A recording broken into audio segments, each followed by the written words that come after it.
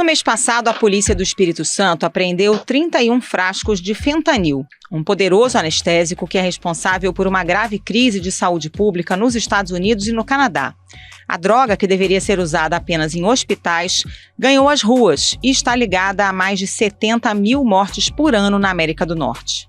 No laboratório da polícia, a confirmação e o susto. Isso, na verdade, causou um espanto, até porque a gente tem consciência do grau de risco, de perigo que essa droga, na verdade, tem para a sociedade. A apreensão foi a primeira do tipo realizada no Brasil e as autoridades estão preocupadas que a droga, 100 vezes mais forte do que a morfina, se espalhe pelo país. E o impacto sobre a sociedade é brutal. Em algumas cidades americanas, cartazes recomendam às pessoas que levem consigo remédios capazes de reverter uma overdose. E é a primeira vez que ficamos sabendo que teve uma apreensão de fentanil no Brasil com traficantes de droga. Estados Unidos e Brasil têm uma parceria de trabalho para facilitar e trabalhar conjuntamente para conscientizar e trabalhar sobre a ameaça que é fentanil. Atualmente, nos Estados Unidos, fentanil é a maior ameaça para nossos filhos, para nossas famílias e para nossas comunidades. Apesar da apreensão no Espírito Santo ter sido a primeira, há casos de usuários da droga no Brasil. Segundo especialistas, em sua maioria são profissionais da saúde, que tiveram acesso ao fentanil, muitas vezes de forma legal, e se tornaram dependentes. Num primeiro olhar, é como se fossem milhares de pessoas vagando pelas ruas sem a alma, numa roleta russa, prestes a morrer depois de apenas um trago. A apreensão de fentanil no Espírito Santo e os riscos envolvendo a droga são o tema do Ao Ponto desta segunda-feira. Hoje nós conversamos com o repórter Bernardo Ionechig, da Editoria de Saúde, e com a coordenadora científica de anestesiologia da Associação Paulista de Medicina, Cláudia Marques Simões. Eu sou Carolina Moran. Eu sou o Felipe Barini e o Ao Ponto de 27 de março está começando. Vem com a gente.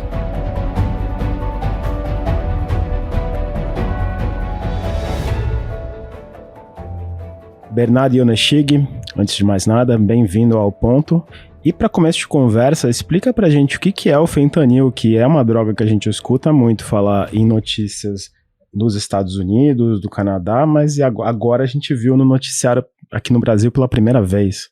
Então, o fentanil ele é um opioide, né? Os opioides eles são substâncias derivadas de uma planta, normalmente, né, a papoula, que é a exemplo da morfina, né, são anestésicos potentes e são utilizados no ambiente hospitalar para cirurgias e outras operações. Mas com o tempo foram se criando versões em laboratório, né, que são os opioides sintéticos, que são muito mais potentes, que é o caso do fentanil. E aí, embora ele seja criado, né, com esse fim medicinal, ele começou a ser utilizado para uso recreativo, né, pela sensação de bem-estar, de prazer, e aí se alastrou, né, principalmente nos Estados Unidos e no Canadá. E agora, pela primeira vez, ele foi identificado aqui no Brasil numa apreensão, né, como parte do tráfico. Porque aqui no Brasil ele já é usado nos hospitais, né, que é o uso legal. Mas aí a Polícia do Espírito Santo, a Polícia Civil, numa apreensão em fevereiro, na cidade de Cariacica, apreendeu 31 frascos da droga. Bernardo, aqui no Brasil, como o Barini falou, a gente ouve pouco falar desse medicamento, mas ele é um problema grave de saúde pública nos Estados Unidos e no Canadá, né? Quais são os números dessa epidemia dos opioides por lá? As overdoses já são a maior causa de mortes evitáveis entre pessoas de 18 e 45 anos? Isso, Carol. Aqui no Brasil e na maior parte do mundo, na verdade, fora dos Estados Unidos e do Canadá, os opioides não são tão alarmantes igual nos Estados Unidos, né, nesses dois países norte-americanos. Mas por lá, nos últimos 20 anos pelo menos, eles têm crescido de uma forma assustadora e têm gerado esse termo, né, chamado de epidemia dos opioides. Nos últimos 6 anos, né, o monitoramento mais recente ele vai até 2021. Então, entre 2015 e 2021, o uso do fentanil aumentou, as mortes por overdose, né, causadas por fentanil, aumentaram 7,5 vezes e se tornaram aí a principal causa de morte por overdose nos Estados Unidos.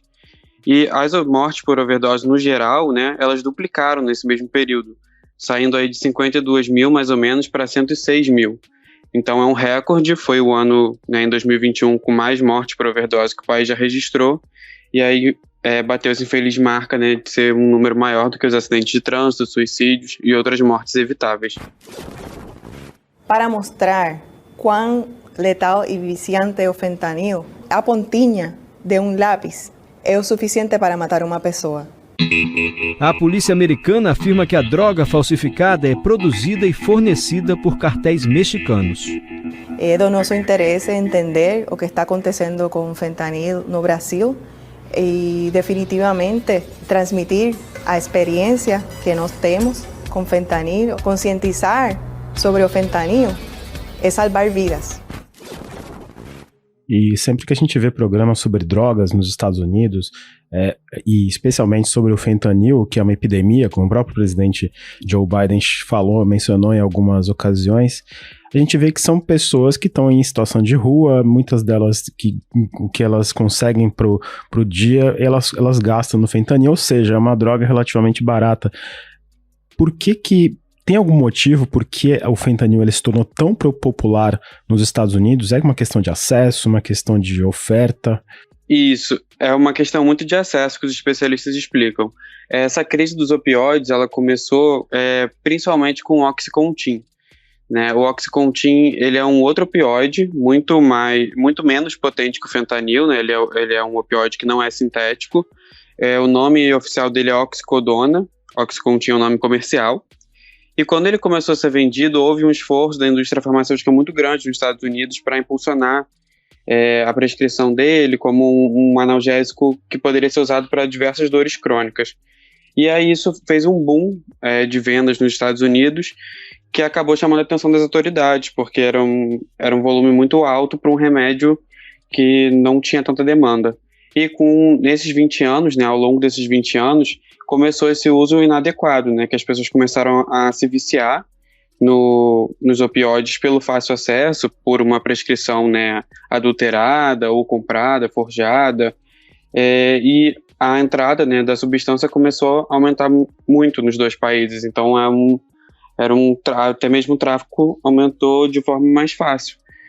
E aí esse mesmo movimento não aconteceu nos outros países, né, então por isso que lá teve esse movimento diferente.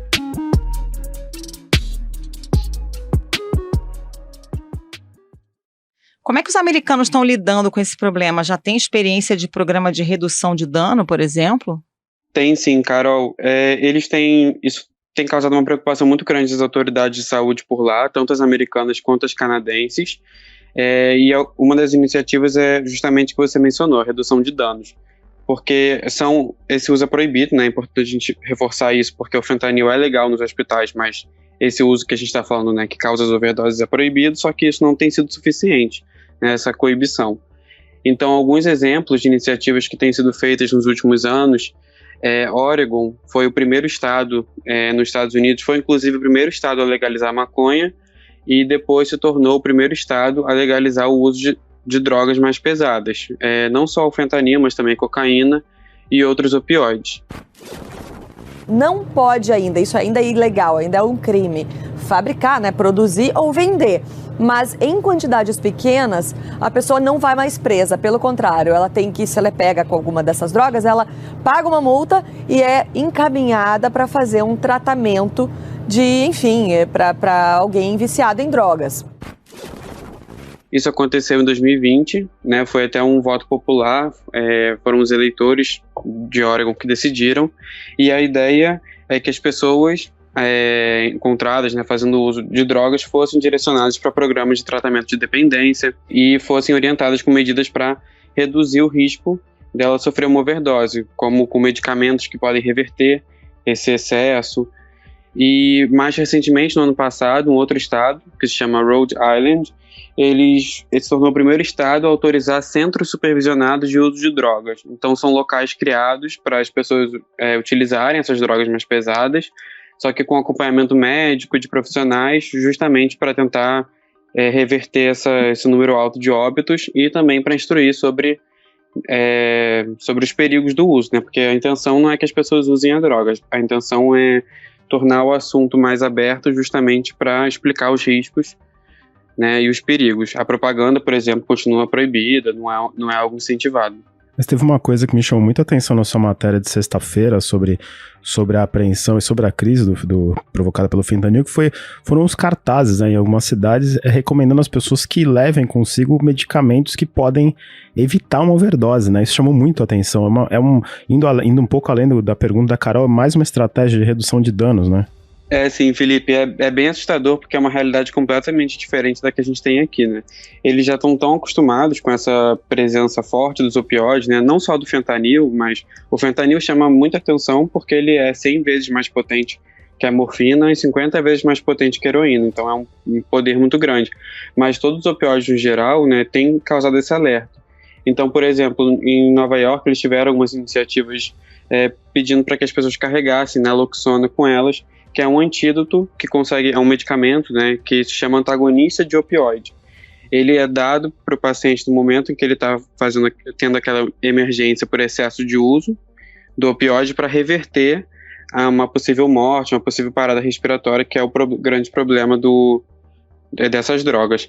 E eu conversei com muitos especialistas para a matéria, alguns eles próprios me contaram, né, desses movimentos lá fora, uma outra até comentou que em uma palestra internacional, que ela foi nos Estados Unidos, eles falavam que até mesmo enfermarias de escolas tinham o naloxona à disposição, porque é uma coisa muito comum lá hoje em dia, você precisar dessas substâncias. E aqui no Brasil, apesar de não ser muito difundido, já tem alguns casos, né? Você chegou a conversar com especialistas, com médicos que já atenderam usuários de fentanil?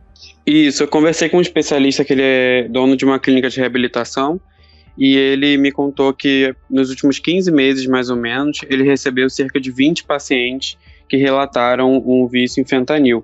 Porque o que acontece é que, por mais que agora tenha sido a primeira apreensão do fentanil sendo traficado, né, sendo comercializado de forma ilegal, ele é uma substância que existe no Brasil nos hospitais.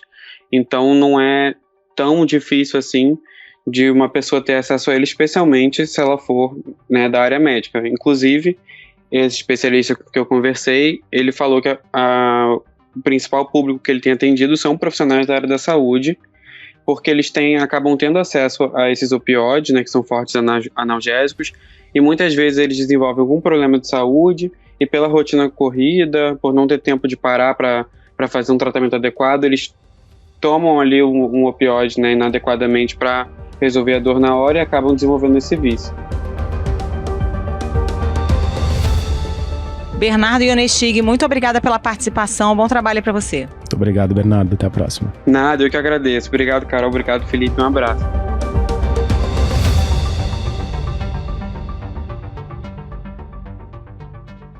Nós recebemos ligações de várias autoridades do país, justamente porque no Brasil ainda nós estamos vivendo essa questão do fentanil de uso hospitalar. Não chegamos ainda na produção clandestina como acontece nos Estados Unidos. Por isso, as investigações e as autoridades de todo o país estão nos procurando para saber um pouco mais dessa investigação, de onde está surgindo esse fentanil, qual seria ali o momento que ele está sendo desviado. Doutora Cláudia Marques Simões, conta pra gente como é que o fentanil é utilizado dentro do ambiente hospitalar e como é que ele age sobre o sistema nervoso. O fentanil é um opioide potente, amplamente utilizado na anestesia, né? Então, ele é um opioide sintético que é utilizado para tirar a dor do paciente, para analgesia, principalmente para procedimentos extremamente dolorosos, né? Ou para procedimentos cirúrgicos. Existem outros opioides que podem ser e são utilizados no ambiente intra-hospitalar, mas eu ouso dizer que o fentanil acaba sendo o de uso mais frequente, tá? Os opioides, de uma maneira geral, eles têm ações diversas. Eles agem em diferentes receptores, em diferentes órgãos e níveis, né, do sistema nervoso central, tentando bloquear, né, o estímulo álgico, tentando modular esse estímulo. No entanto, além de retirar a dor da analgesia, eles conseguem atuar em outros receptores que têm ações diversas. Então, por exemplo, eles atuam em alguns receptores que dão a sensação de bem-estar, euforia, e em outros que modulam a frequência respiratória. Então, em doses altas, o fentanil ou qualquer outro opioide pode suprimir a ventilação. Então, eu tenho uma parada respiratória decorrente do uso da medicação. O que no cenário da anestesia não é um problema, porque nós estamos preparados, sabemos desse efeito, né, e grande parte das vezes o paciente vai estar sob anestesia geral, com controle da via aérea. No entanto, quando nós começamos a falar do uso do fentanil em outros cenários, acho que esse é um ponto muito importante de ser destacado e de ser compreendido dentro da farmacologia e dos seus efeitos. Doutora, ainda dentro do ambiente hospitalar, quais são os cuidados que envolvem o uso desse tipo de medicamento? Perfeito. Quando nós estamos no ambiente intra-hospitalar, uma série de cuidados é tomada. Quando nós estamos falando no cenário da anestesia, que é o uso mais frequente, ou para procedimentos diagnósticos, intervencionistas ou cirurgia, nós estamos dentro de um ambiente altamente preparado, né? Uma sala de cirurgia tem aparelhos para ventilação mecânica, laringoscópio, tubo traqueal, outros dispositivos para resgate de via aérea, como, por exemplo, máscaras laríngeas, fontes de oxigênio, mais de uma fonte de oxigênio, que é até uma questão de segurança, justamente porque nós sabemos que podem ocorrer falhas. Existem dispositivos para tentar suprir, caso tenha uma falha do aparelho de ventilação, a ventilação como um dispositivo bolsa-válvula-máscara. Ou seja, eu estou num cenário extremamente protegido, onde eu posso dar um aporte adicional de oxigênio para o paciente, onde ele se mantém oxigenado por mais tempo, onde se ele tiver a depressão ventilatória, eu vou conseguir ventilá-lo, né, seja através de um ventilador mecânico ou de um dispositivo de bolsa, válvula, máscara. Então ele não vai ter o efeito deletério de ter parado de respirar, cair a saturação de oxigênio, que pode resultar em lesão cerebral e, inclusive, em óbito.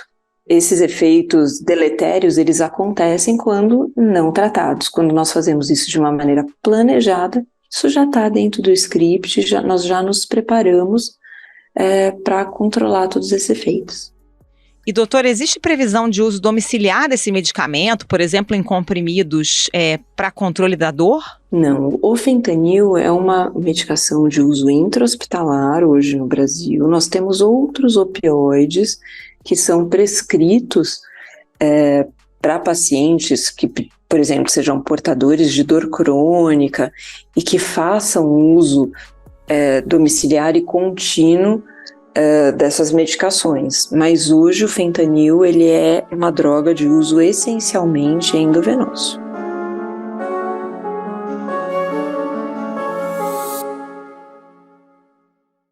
Doutora Cláudia, falando ainda dos Estados Unidos, onde já é uma crise sanitária considerada pelo governo local, muita gente não usa apenas o fentanil, mas também combina com outras drogas. Qual o risco para essas pessoas que obviamente não estão usando em um ambiente hospitalar, como a senhora mencionou agora? Sim, os efeitos deletérios da medicação utilizada em conjunto podem ser enormes, tanto que nós, como anestesistas, que usamos essas medicações para o cuidado dos nossos doentes, para analgesia intraoperatória, para permitir que tantas cirurgias sejam feitas, temos uma formação de 6 anos da Faculdade de Medicina, mais 3 anos de residência médica no mínimo, ou seja, são 9 anos de formação focada em entender como que o nosso organismo funciona, quais as interações farmacológicas dos medicamentos e os seus efeitos específicos, né, e suas combinações entre si. Agora imagine eu ter uma apresentação muitas vezes não controlada, que é o que acaba acontecendo no cenário de abuso, né? Muitas vezes manipulada, combinando diferentes drogas em concentrações muitas vezes erráticas, né? Diferente de quando eu estou falando em um medicamento oficial, formal, desenvolvido pela indústria farmacêutica, que tem todo um controle rígido de concentrações, doses, preparo. Quando eu coloco mais de uma substância nessa situação, as interações elas são realmente catastróficas muitas vezes. A principal linha de investigação indica que esse fentanil seria utilizado para misturar em outras drogas, a exemplo da cocaína, mas também possivelmente em drogas sintéticas, como LSD e êxtase. É importante destacar que os opioides eles podem potencializar a ação de diversos outros medicamentos. Então, usando um exemplo do que nós fazemos na nossa prática clínica, por exemplo, um paciente que venha para um procedimento endoscópico, que muitas vezes eu preciso fazer o paciente dormir, mas não induzir uma anestesia geral, apenas uma sedação, mas ele vai ter algum procedimento, uma biópsia, algum procedimento menor que pode ter algum grau de dor, né, de estímulo álgico. E aí nós associamos uma dose de fentanil. A combinação do sedativo com fentanil já faz a potencialização desse efeito sedativo.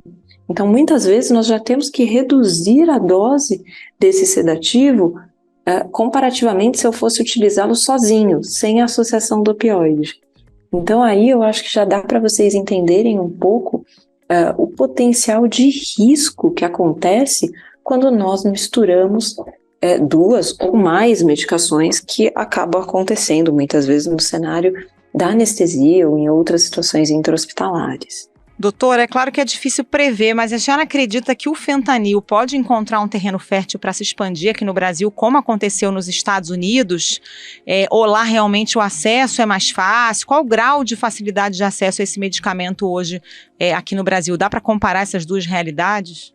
É muito difícil nós conseguirmos estimar o que vai acontecer. O que me preocupa muito é que mesmo sendo um psicotrópico controlado, de uso intra-hospitalar habitualmente, infelizmente nós sabemos que essa cadeia de controle desses fármacos psicotrópicos, eles podem ter momentos de fragilidade, né? E principalmente quando começa a ter um uso abusivo, que é o cenário que hoje os Estados Unidos vivem.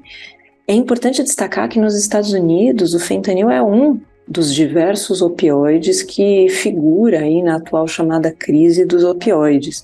Mas tem uma série de outros opioides, inclusive de uso via oral ou até mesmo por outras vias, que também estão envolvidos e também têm potencial de abuso, né? Nós estamos falando bastante do fentanil pela apreensão recente que houve, mas eu acho que nós não podemos nos esquecer dos outros opioides.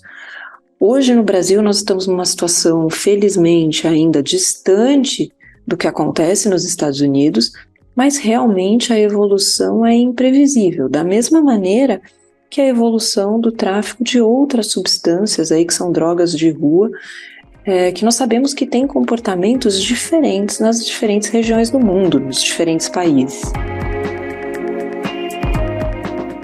Doutora Cláudia Marques Simões, muito obrigada e volte sempre ao Conto. Espero ter ajudado, pessoal.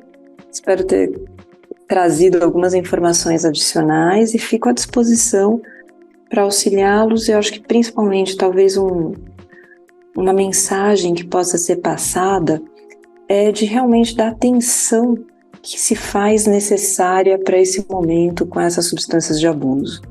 Até se vocês me permitirem, eu queria trazer uma última fala para que nós tentemos evitar o uso do termo recreativo, né? Porque essas medicações, elas têm um potencial lesivo gigantesco. E quando nós usamos a palavra recreativa, apesar de ser um termo utilizado quando nós falamos de abuso de substâncias, muitas vezes a inferência que se tem dessa palavra é de algo que não vai ser nocivo, né? Que não vai ser extremamente deletério para ninguém. Mas o fentanil e os outros opioides são drogas que literalmente podem nos levar à morte. Então acho que é muito importante nós tratarmos dessa situação como abuso de substância e não como uso recreativo. Eu acho que essa é uma nomenclatura que cada vez mais nós temos que trabalhar e tentar modificar para que a população, de uma maneira geral, entenda os riscos associados com o uso dessas medicações. Certamente. Obrigada, doutora. Um abraço. Muito obrigada. Tchau, tchau.